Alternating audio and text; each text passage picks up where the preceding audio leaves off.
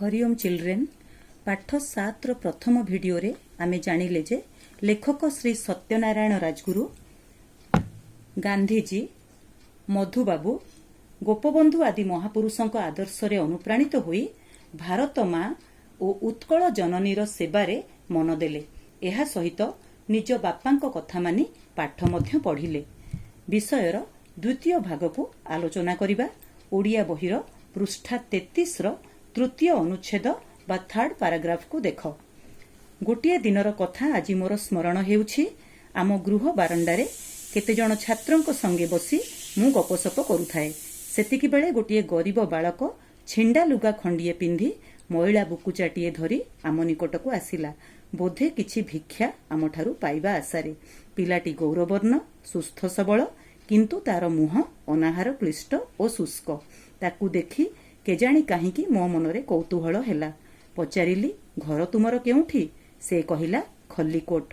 नाम ब्रह्मचारी मुई। बापा माँ किए अछंती? मोर केही नाहांती। बुढ़ी माँ थिले, मरीगले। अनाथ भिकारी? तुम बयस?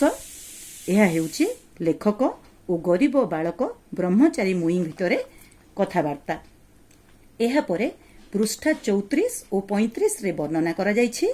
लेखक और तांको बंधु माने मिसी ब्रह्मचारी मुईर पाठ पढ़ार व्यवस्था किपरि भाबरे कले। लेखक राधाकांत मठर महंत को कही तार खिया पियार बंदोबस्त और रहिबार बंदोबस्त मध्य करिदेले। लेखक तांको पिता को कही स्कूल रे ब्रह्मचारी पाई एक अवैतनिक स्थान जोगाड़ कले। अवैतनिक शब्दर अर्थ कौन पिला माने?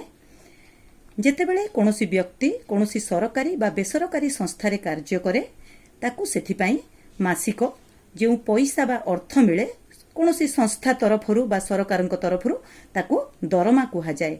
तुम मानक पितामाता बा पेरेंट्स स्कूल रे मासकु मास तुमरो पाठ पढ़ा खर्च बाबत जो पैसा जमा करती ताकू मध्य दरमा कुहा जाए। वेतन अर्थ दरमा। वैतनिक वेतन शब्दरु वैतनिक अर्थात दरमा संबंधी बा रिलेटेड टू वेतन।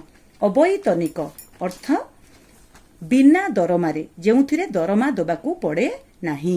तेणु अवैतनिक स्थानर अर्थ फ्री सीट। ब्रह्मचारी मुईर स्कूल रे नाम लेखागला।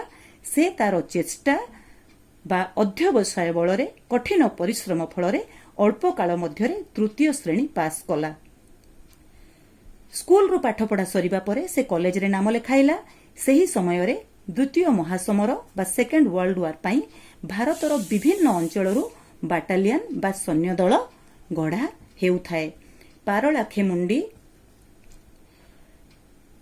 रु मध्य एवं गंजाम रु सेठाकार महाराज मांद्राज सरकारंकर निर्देश अनुसार सुस्थ सबल बालक मानकु बाछि सैन्य बाहिनी पाई से सेमानकर नाम लेखौथांती। गंजाम रु बालक मानकु बाछिबार दायित्व पारलाखेमुंडीर महाराज को दिया जाइथिला। गंजाम रु एठारे आम ओडिशार गंजाम तुमे माने देखि पारुछ।